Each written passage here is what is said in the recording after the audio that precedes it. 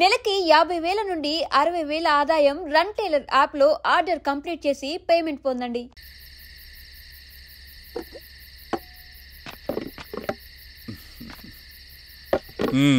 MRO గారు ఏంటి charge తీసుకున్న మొదటి రోజే ఆఫీస్లో మీ పవర్ చూపించారట? అన్నయ్య, నువ్వు సస్పెండ్ చేసిన వ్యక్తి నా దగ్గరికి వచ్చాడమ్మా. పాపం కన్నీళ్లు పెట్టుకున్నాడు. అతడి వల్ల నష్టపోయిన ఒక వ్యక్తి నా కళ్ళ ముందు చనిపోయాడన్నయ్య. కన్నీళ్లు ఎన్నిసార్లు తుడుచుకున్నా పోతాయి, కానీ వీళ్ల నిర్లక్ష్యంతో పేదవాళ్ల ప్రాణాలే పోతున్నాయి. అన్నయ్య, మనూరి సమస్య పేదరికం కాదు, నక్సలిజం. నాలాంటి ప్రభుత్వ ఉద్యోగులు వాళ్ల డ్యూటీలు సక్రమంగా చేయకపోవడం వల్ల విసిగిపోయిన జనం అడవిలో వాళ్ల హెల్ప్ తీసుకుంటున్నారు. ఒక వ్యవస్థ ఇక్కడ సరిగ్గా పనిచేయనందుకే మరో వ్యవస్థ అక్కడ పుట్టింది. అందుకే నా పన్నం చేయనివ్వండి. స్నానం చేసి రండి, భోజనం చేద్దాం.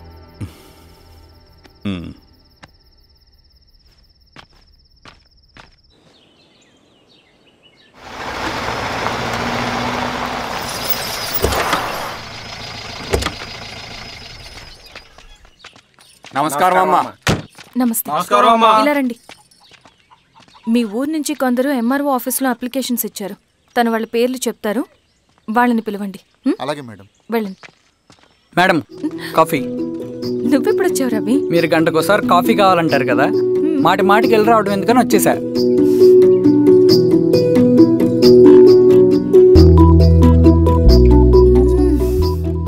రవి, ఈ కాఫీ కోసమైనా నేను పెళ్లి చేసుకోవచ్చు. అదేంటి అలా అనేసారు? That's a compliment. భలేవారండి బాబు. దండాలమ్మా. నమస్తే. ఇలా ఇవ్వండి. చెప్పండి, మీ సమస్యలేంటో. పేరు తలుపుల వీరాంజనేయులు, ఉన్నది 3 ఎకరాల పొలం. చిన్నుపాటి ధనుంజయరావు అనే మహానుభావుడు అందులో 2.5 ఎకరాల భూమిని తన పేరు మీద రాయించుకున్నాడు. అడిగితే నీ దిక్కున్న చోటు చెప్పుకోమన్నాడు. దిక్కులేనాడు కాబట్టి 1/2 ఎకరం భూమి మీదే పెద్ద కుటుంబాన్ని నెట్టుకొస్తున్నాడు. అవునమ్మగారు, ఆ పొలం ఎలాగైనా తిరిగి ఇప్పించేయండి అమ్మగారు. ఆ పొలం కోసం 3 సంవత్సరాల నుంచి తిరుగుతున్నాను అమ్మగారు. వీరబాబు, వీళ్ళందరి దగ్గర కలెక్ట్ చేసుకో. మేడం, దాదాపుగా ఇక్కడ ఉన్న వాళ్ళందరి పరిస్థితులు ఇవే. వీళ్ళ సమస్యలు పరిష్కారం కావాలంటే మాట్లాడాల్సింది వీళ్ళతో కాదు మేడం, మన ఊరి పెద్ద మనుషులతో. ఇందు మూలంగా 50 మంది గ్రామ ప్రజలకి తెలియజేయదేవనగా శ్రీరామగిరి గ్రామ పంచాయతీ మోతుబరి రైతులు, సన్న చిన్నకారు రైతులందరూ రేపు ఉదయం 10 గంటలకి ఎంఆర్ఓ ఆఫీస్ దగ్గరికి రావాలా.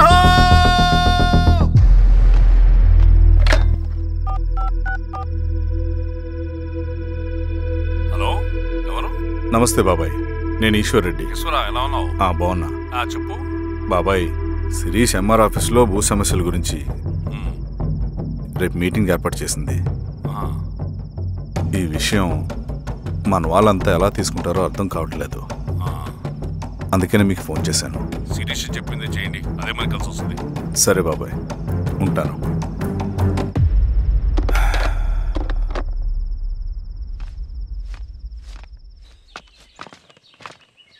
నమస్తే మేడం. నమస్తే అమ్మా. కూర్చోండి. పొలాల్లో పండిన పంట కోతకొచ్చినా ఈ రోజుకి ఒక్క గింజ కూడా తెగకుండా పక్షులకు, పందికొక్కలకు ఆహారంగా పోతుందంటే దానికి కారణం ఇది. ఈ ఊరికి పట్టిన దౌర్భాగ్యం మీరు చేసిన అక్రమాల చిట్టా.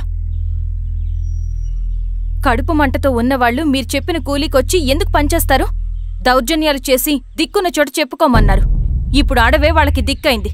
అది ఎవరి తప్పు? మొత్తం 100 ఎకరాల పైచిలుకు భూమి వాళ్ల దగ్గర దౌర్జన్యంగా లాక్కుని ఇన్ని సంవత్సరాలుగా మీరు అనుభవిస్తూ ఉన్నది. మీ అంతట మీరుగా తిరిగిచ్చేస్తారా, లేదా చట్టం ఎలా పనిచేస్తుందో మీకు చేసి చూపించమంటారా? అలా చేయండి మేడం. నువ్వు ఆగవయ్య నరసింహులు. ఏం చేయాలో మా ఎంఆర్ఓ గారికి బాగా తెలుసు. అట్టా కానివ్వండి అమ్మా. ఇస్తే మీ పొలాలు ఇవ్వండి, మా వివం. మీ పేరేంటి? సామిరెడ్డి. రూల్స్ ప్రకారం వెళ్తే మీ మొత్తం పొలం పోతుంది. కూర్చోండి. సామిరెడ్డి కూర్చో.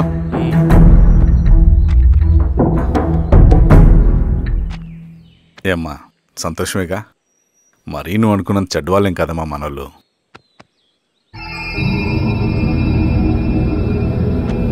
పదనాన్న. నమస్తే. పెద్ద ఆయన చెప్పాడు, అంతా మన మంచికే. పోను పోను నీకే అర్థం అవుతుంది. ఎన్నాళ్ళకి మీకు మంచి జరుగుతుంది. సెంట్రల్ కమిటీ నుంచి కొత్త ఆర్డినెన్స్ వచ్చాయి. దాంట్లో ముఖ్యమైనవి జరగబోయే మైనింగ్ ఆపాలి. రెండోది జెడ్పీటీసీ ఎలక్షన్స్ని బైకాట్ చేయాలి. దీనికి జనాల్ని సిద్ధంగా ఉంచాలి. లాల్ సలాం కామ్రేడ్. లాల్ సలాం. ఏంట్రవి, శ్రీరామ్గిరిలో భూస్వాములందరూ దేవుళ్ళైపోయారంట, పేద ప్రజలకంతా వరాలిస్తున్నారంట, ఏంటి సంగతి? అవునన్నా, నేను కూడా ఆశ్చర్యపోయాను. ఒక గవర్నమెంట్ ఆఫీసర్ తలుచుకుంటే ఒక ఊరు క్షణాల్లో ఎలా మారిపోద్దో నా కల్లారా చూశానన్నా.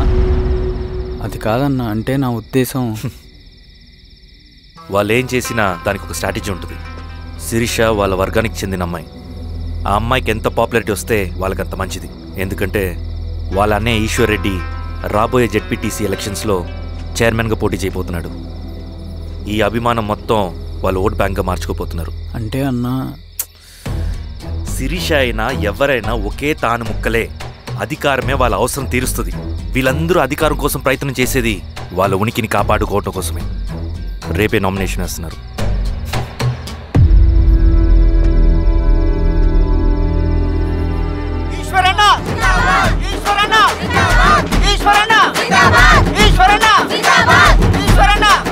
గారు మీ సపోర్ట్ మాకు కావాలి. స్వామి, అయ్యా మీ అన్నయ్య గారు ఎలక్షన్లు పడుతున్నారమ్మా.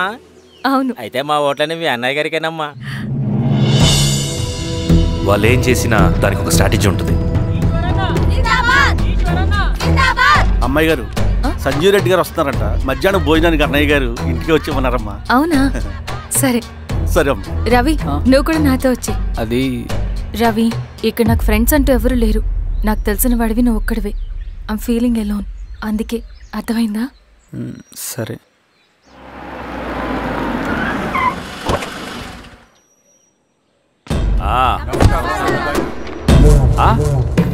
సురా, బాగున్నావా? నమస్తే చెన్నారెడ్డి. నమస్తే. బాగున్నారా? బాగున్నారమ్మా? సుబ్బారెడ్డి, పదండి. ఊళ్ళో మనోళ్ళంతా బాగున్నారు కదా ఈశ్వరా? అంతా బాగున్నారు బాబాయ్. సంతోషం. ఈసారి మళ్ళీ మనం ఏకగ్రీవం అవ్వాలి రెడ్డి. మనకు పోటీ లేదు, మనదే విజయం. సంతోషం. కూర్చోండి.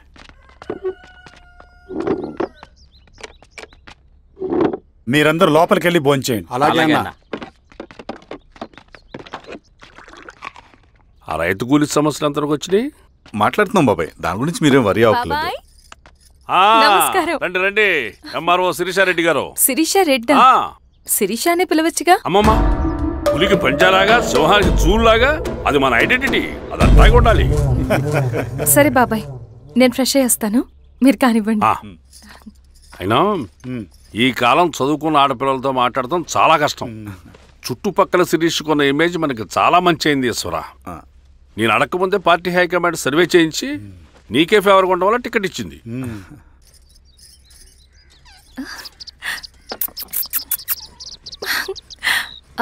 అనేవాళ్ళు ఎక్కడ? బయటికి వెళ్ళారమ్మా. ఓ, బయటికి వెళ్ళారా? రవిని పిలు. అలాగే మేడం. రవి, రా రా, కూర్చో. పర్లేదు మేడం. మేడం ఏంటి? శిరీషానే పిలవచ్చుగా. అది కాదండి, ఎవరైనా చూస్తే. కూర్చోవయ్యా. ఇది ఆఫీస్ కాదు రవి, మా ఇల్లు. పట్టించు. సరే అమ్మా. రవి, అడవిలో నక్సల్స్ ఎక్కడుంటారో తెలుసా నీకు? ఏంటి శిరీష? అడవిలో నక్సల్స్ ఎక్కడుంటారో తెలుసా నీకు? ఎందుకు శిరీష గారు? తెలుసా తెలీదా? నాకెలా తెలుస్తుందండి? చూచాయిగా ఆయన తెలీదా? సరే, ఎక్కడుంటారో నాకు ఐడియా ఉంది. సాయంత్రం ఇద్దరం కలిసి వెళ్దాం. అది కాదండి. నువ్వు వస్తున్నావు అంతే, తిను. ఇది ఎక్కడ కూడా రా బాబు. సడన్ గా నక్సల్స్ అంటుంది, అడువంటుంది. కొంప తీసి నా మీద అనుమానం వచ్చిందే ఏంటి? రవి, ఇక్కడే ఆపొకసారి. ఎందుకు ఇప్పుడు ఈ టైంలో అడ్వెంచర్లు? ఇప్పుడు జరగరాంది ఏమైనా జరిగితే రేపు మీ అన్నయ్యకి తెలిస్తే బాగోదు. రవి, చుట్టూ చూడు. పైన వెన్నెల, పక్కనే అడవి. ఎంత బ్యూటిఫుల్ గా ఉందో. అవునా? అవునా ఏంటి? అసలు ఎప్పుడు చూసినా ఎందుకల్లా డల్ గా ఉంటున్నావు? కాలేజీలో ఇలా ఉండేవాడివి కాదు కదా, ఏమైంది? అది ఒక్క నిమిషం. హలో మేడం, పేషెంట్కి అర్జెంటుగా ఏ పాజిటివ్ బ్లడ్ కావాలి మేడం. రవి అర్జెంటుగా హాస్పిటల్కి పోనీ. ఏమైంది? పోనీ. రండి మేడం ప్లీజ్ రండి. పోలీసులకి నక్సల్స్కి కాల్పులు జరిగాయి. ఆ కాల్పుల్లో గూడెం కుర్రాడు ప్రాణాపాయ స్థితిలో ఉన్నాడు. తన బ్లడ్ మీ బ్లడ్ సేమ్. ఆ బ్లడ్ గ్రూప్ మా హాస్పిటల్లో లేదు. అందుకే మీకు కాల్ చేశాను. ఓ అవునా? అవును మేడం. పదండి డాక్టర్. Thank you madam.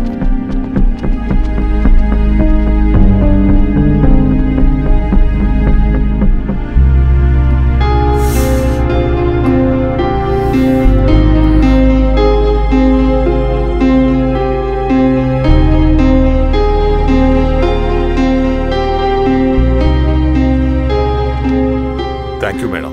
పర్లేదు డాక్టర్. ఇప్పుడు అతనికి ఎలా ఉంది? తను స్పృహలో లేడు మేడం. రవి నీ దగ్గర మనీ ఉందా? ఉన్నాయి. ఇవ్వు. ఇది అతనికి అందించండి. జాగ్రత్తగా చూసుకోండి. అలాగే మేడం. రవణ రవణ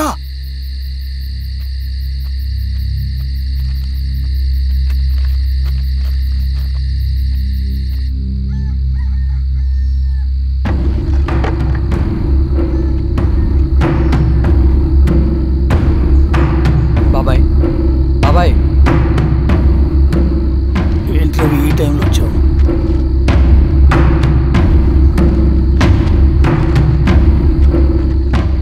కామ్రేడ్, జరగబోయే జెడ్పీటీసీ ఎలక్షన్లో మన పార్టీ తరఫున జెడ్పీటీసీ చైర్మన్ పదవికి పోటీ చేయడానికి అర్హుడైన అభ్యర్థిగా మిమ్మల్ని సెంట్రల్ కమిటీ ఏకగ్రీవంగా నిర్ణయించింది. ఒక మామూలు రైతు కూలిని నాయకుడిని చేయగలిగిన దళం ఒక్కటే. ప్రాణాలు అడ్డేసైనా సరే అన్న చెప్పింది చేసుకుంటూ పోతా. లాల్ సలాం కామ్రేడ్. లాల్ సలాం. బాబాయ్, మీతో ఉన్న మన కూలీలకు, నీ వెనుకున్న సింగన్నకు ఈ గెలుపు ముఖ్యం. ఈ గెలుపు మన హక్కు కామ్రేడ్. వీళ్ళ మద్దతు మనకే ఉందన్నా. ఇది సరే, ఆ వర్గం వాళ్ళ ఓట్లు కూడా మనకు పడాలి. నమస్తే. నమస్తే అమ్మా. మీ ఇద్దరిని చూస్తుంటే కడుపు నిండిపోతుందమ్మా. ఒక ఎంఆర్ఓ, ఒక జెడ్పీటీసీ చైర్మన్. అదేంటి బాబాయ్, ఇంకా ఎలక్షన్స్ జరగలేదు? పోటీ అని ఉంటేనే కదమ్మా ఎలక్షన్స్ జరిగేవి. అన్నయ్యది ఏకగ్రీవం. బాబాయ్ గారి నాయకత్వం. గారి నాయకత్వం. ఓ అయితే పోటీ ఉందన్నమాట. స్వామి, కార్తీ, ఆఫీస్కి వెళ్దాం. అలాగే రండి.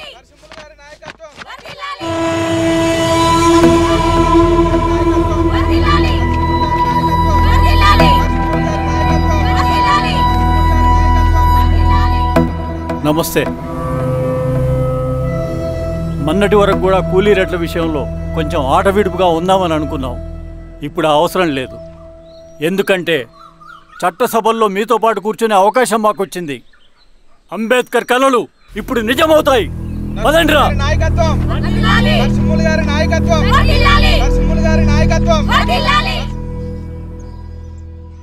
ఆ నరసింహ ఎలక్షన్ పోటీ చేయటం ఏంటి? నా కర్మ వీరస్వామి, నా పోస్టింగ్ ఉన్నప్పుడు ఇవన్నీ జరగాల. ప్రచారానికి మారువేషంలో అన్నలు కూడా వస్తారేమో సార్. రాని ఎవడన్నా వచ్చి విప్లవం ఉద్యమం అని మాట్లాడాడు అనుకో, నా కొడుకున్నప్పుడు గానీ జీవితమే ఒక ఆట, సాహసమే పుబాట, ఎదురే నాకు లేదు నన్నెవడు ఆపలేడు, ఎదురే నాకు లేదు నన్నెవడు ఆపలేడు, జీవితమే ఒక ఆట, సాహసమే పుబాట. ముసుగు మీద చేయేస్తే మడత పెట్టి కొడతా. నువ్వా? ఎవడరేడు? ఈ తెల్లని గుర్రం శాంతికి సంకేతం, ఈ నల్లని బట్టలు న్యాయానికి చిహ్నం, ఈ ఎర్రని రంగు విప్లవానికి నాంది, ఈ కొరడ శిక్షా స్మృతికి చిహ్నం. చిరంజీవి చెప్పించాడు. నాగలి గుర్తు చేయాలి ఓటు. నాగలి నాగలి గుర్తు మీద ఓటేయాలి. నాగలి గుర్తు మీద ఓటేయాలి. ప్రతిసారి ఎన్నికలు వస్తున్నాయి. ప్రతి ఎన్నికలప్పుడు రకరకాల పార్టీల నుంచి నాయకులు వస్తున్నారు. లేనిపోని వాగ్దానాలు చేస్తున్నారు. పొలాలు ఇస్తామంటారు, భూములు ఇస్తామంటారు, ఇల్లు కట్టిస్తామంటారు. ఏమన్నా జరిగిందా ఇప్పటి వరకు? ఏం జరగలేదు కదా. మరి కష్టాలన్నీ పోవాలంటే ఏం చేయాలి? మనం మన పార్టీని మనం గెలిపించుకోవాలి. నాగలి గుర్తుకే ఓటేయండి. ఇన్ని సంవత్సరాలు మీకు సేవ చేసుకునే అవకాశం నాకు ఇచ్చారు. అలాగే ఇంకొకసారి మాకు ఓటేసి భవిష్యత్తులో కూడా మీకు సేవ చేసుకునే అవకాశం మాకు ఇస్తారని కోరుకుంటూ మీ ఈశ్వర్ రెడ్డి. మన ఓటు ఈశ్వర్ రెడ్డికే, మన ఓటు లాంతర్ గుర్తుకే, మన ఓటు. సార్ లాంతర్ మర్చిపోకుండా పోయా. నమస్తే.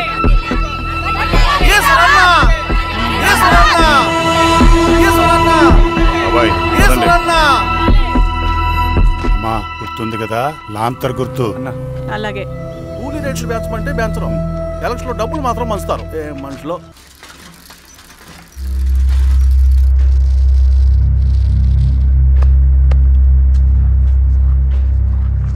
చెప్పండి అన్న. అన్ని సమస్యలు పోలీస్ స్టేషన్లో పరిష్కారం కావు రెడ్డి, కొన్ని మనమే చూసుకోవాలి. పంట ఎదగాలి అంటే పొలంలో నీళ్లు పారించాలని పెద్దోళ్ళు అంటారు. అదే పంట చేతికి రావాలంటే రక్తం పారించాలని అడవిలో వాళ్ళంటే అట్టే. కానీ ఇందులో మన తప్పేం లేదు, అందుకు మనమేం చేయలేం. ఊర్లో అన్నిటికీ పెద్ద అడవి, ఏది జరిగినా నీ చేతుల మీదగానే జరగాలి. అర్థమైంది కదా? పదరా.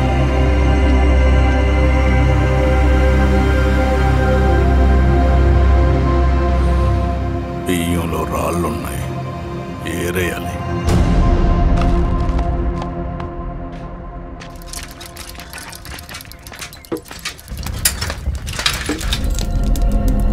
నమస్తే నరసింహన్న. నమస్తే నమస్తే. ఓ లీటర్ పాలు పోయి. సుపన్ అంత బాగున్నారా?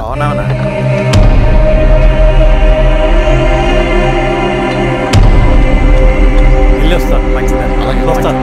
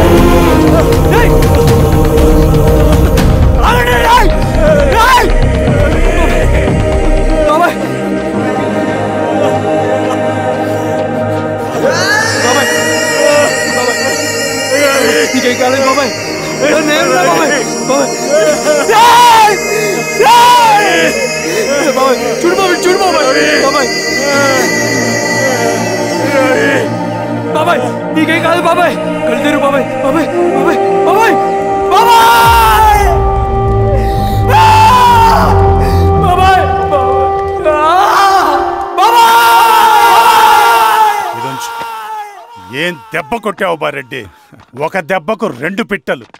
ఎలక్షన్స్ ఏకగ్రీవం. ఇంకొకటి, రేపటి నుంచి ఆ కూలీ నా కొడుకులు మనం ఎంత ఇస్తే అంతగా వచ్చి పనిచేస్తారట. సర్లేండి బాబాయ్, వదిలేయండి. ముందు ఆ ఖర్చుల సంగతి చూడండి. నమస్తే సార్. నమస్తే గిరిధర్ గారు. మీరు ఇలా చేస్తారని కల్లో కూడా ఊహించుకోలేదు ఈశ్వర్ రెడ్డి గారు. 2 పసిబిడ్డలు ఉన్నారు ఆ ఇంట్లో, వాళ్ళ గురించి ఏమైనా ఆలోచించారా? రేపు వాళ్ళు మళ్ళీ అడవిలోకి వెళ్ళి గన్నులు బాంబులు తీసుకొచ్చి మీ ఊరి మీదనే పడతారు. అప్పుడు వాళ్ళకు మీరు, మీకు వాళ్ళు. ఇది ఆగదు. అసలు ఏం మాట్లాడుతున్నావు గిరిధర్? మీకు అగేన్స్ట్ గా ఇప్పటివరకు ఏ ఎవిడెన్స్ లేదు, మీకు చెప్పేద్దామని వచ్చాను. బయలుదేరండి.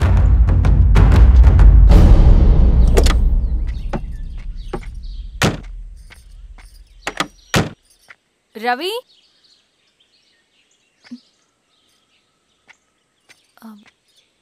రవి ఈరోజు ఆఫీస్కి రాలేదేంటి? నరసింహుల బాబాయ్ చనిపోయాడు. జరిగింది విన్నాను. ఎలా? అన్యాయం అండి. ఎలక్షన్లో నిలబడితే చంపేస్తారా? ఎవరు? ఎవరా? ఆపోజిట్ పార్టీ వాళ్ళు. అందరికీ చెప్తుంటారుగా, మీ అన్నకి చెప్పలేదా? ఇలా చంపుకుంటూ పోతే ఏదో ఒక రోజు మన వాళ్ళని చంపుకోవాల్సి వస్తుందని. రవి, వెళ్ళి మీ అన్నకి చెప్పుకోండి.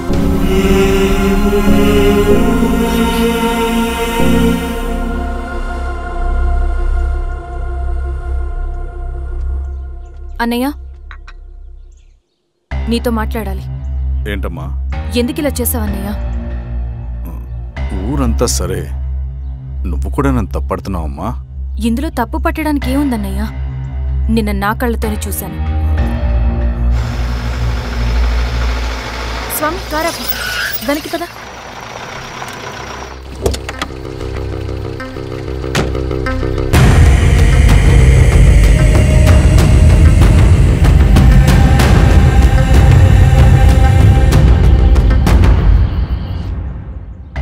జీవితంలో కొన్ని సందర్భాలుంటాయి, మనం నిజం చెప్పిన అబద్ధం అయిపోయే సందర్భాలు. ఆ వచ్చిన వాళ్ళు ఎవరు ఏంటి అన్నది నీకిప్పుడు చెప్పిన అర్థం కాదు. నిజం నిలకడగా నీకే తెలుస్తుంది. నువ్వే ఇదంతా చేసినట్టు తేలితే మాత్రం నిన్ను జీవితంలో క్షమించలేనన్నయ్య.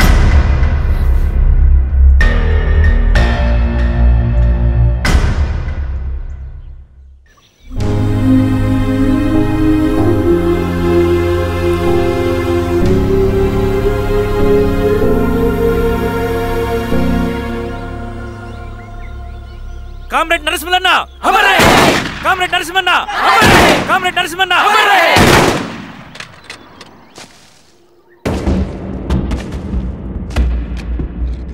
ఇలా జరుగుతుందని ఊహించలేదు. ఇవాళ నుండి వాళ్ళ కుటుంబ బాధ్యతలన్నీ మన విప్లవ సంఘమే చూసుకుంటుంది. రవి అన్నా, ఇది వెళ్ళి వాళ్ళ కుటుంబానికి అందివు. సరే అన్న. ఈ రోజు నుంచి ప్రతి నెల మన తరఫున సహాయం అందుతుందని చెప్పు. అలాగే. నేను చెప్పానని చెప్పు. అన్నా, ఊరంతా భయం గుప్పెట్లో ఉందన్నా. మరి మన నరసింహన్న ప్రాణత్యాగానికి అర్థమేంటి కామ్రేడ్? భయపడటం వల్ల పనులు జరుగుతాయని వాళ్ళు నమ్మితే వాళ్ళకంటే ఎక్కువ భయపడగలుగుతానని వాడికి తెలియాలి. లాల్ సలాం కామ్రేడ్! లాల్ సలాం కామ్రేడ్! లాల్ సలాం కామ్రేడ్! లాల్ సలాం కామ్రేడ్! లాల్ సలాం కామ్రేడ్! లాల్ సలాం కామ్రేడ్!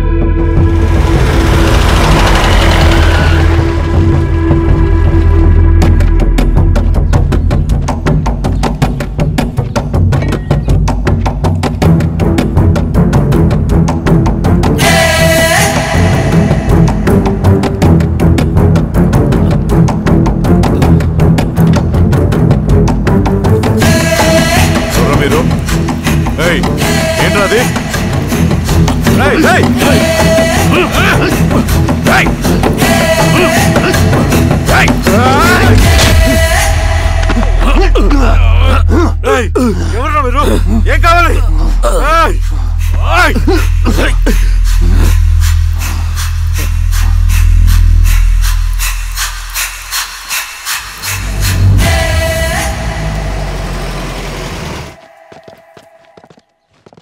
సార్, మన పోలీస్ టీం అడవంతా జల్లెడ పడుతున్నారు sir. You don't worry sir.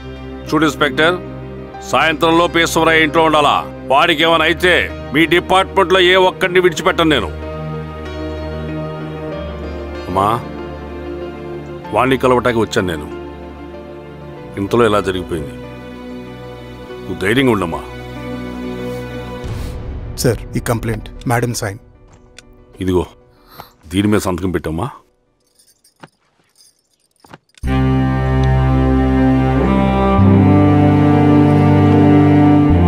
వెళ్ళండి, ముందెళ్ళి అబ్బని చూడండి. సార్.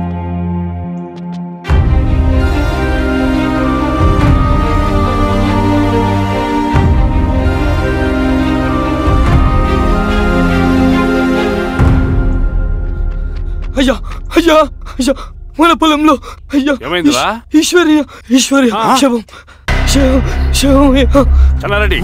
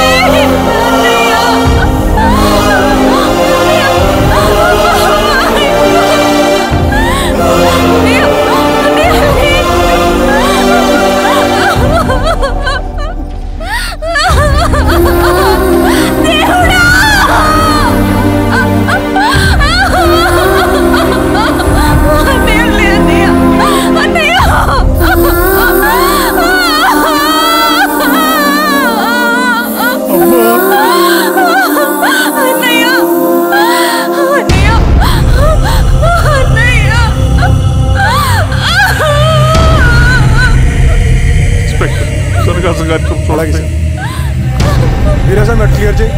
మీరందరూ జరగండి మా పక్కకి.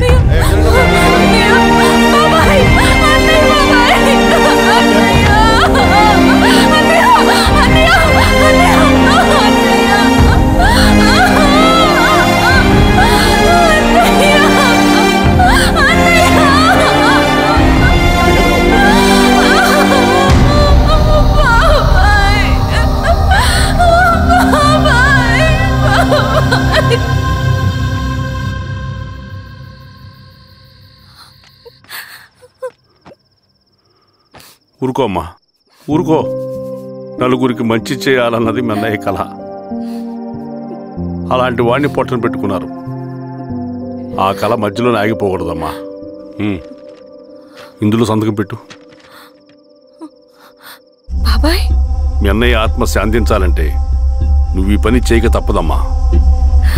కానీ బాబాయ్, నేను ఈ పరిస్థితుల్లో... అమ్మా, పరిస్థితులు చక్కబడాలంటే మనం పవర్లో ఉండాలి. ఇదిగో, నువ్వు పెట్టిన ఒక్క సంతకం చాలా మంది జీవితాలు మార్చింది. నువ్వు పెట్టబోయే ఈ సంతకం ప్రజాస్వామ్యాన్ని బతికిస్తుంది. పెట్టమ్మా.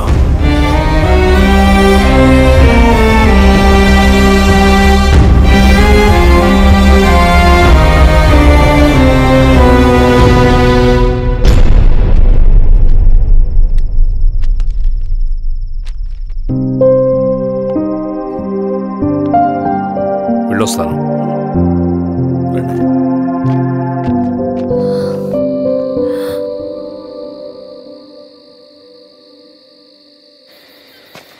లాల్ సలాం కామ్రేడ్. లాల్ సలాం. పినపాక మండలం జెడ్పీటీసీ అభ్యర్థిగా శిరీషారెడ్డి.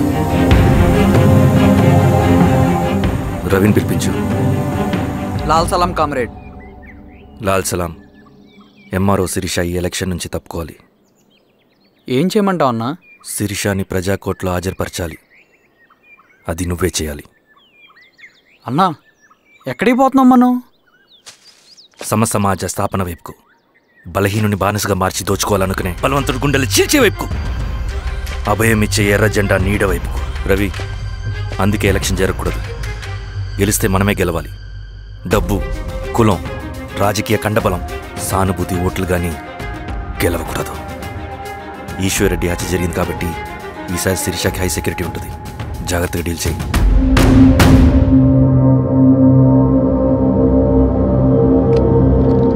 ఇక్కడ విప్లవ లక్ష్యాలకే తప్ప ఎమోషన్కి చోట్లేదు రవి. హత్యకి గురైన నరసింహులకు 2 పసిబిడ్డలున్నారు. అలాంటి ఎందరో పసిబిడ్డల భవిష్యత్తు కోసం మనం ఇచ్చేసినాం రవి. రవి, సెకండ్ వరల్డ్ వార్లో జర్మన్ సైన్యం స్టాలిన్ కొడుకుని బంధించింది. తమ జనరల్స్ని వదిలిపెడితే గాని నీ కొడుకును వదిలిపెట్టమని బేరం పెట్టింది. స్టాలిన్ ఏం చేశాడో తెలుసా? దేశం కోసం తన కొడుకుని వదిలేసుకున్నాడు. కానీ జనరల్స్ని వదిలిపెట్టలేదు. అది కమిట్మెంట్ అంటే. అదే కమిట్మెంట్ నీకు మన ఉద్యమం పట్ల ఉంటే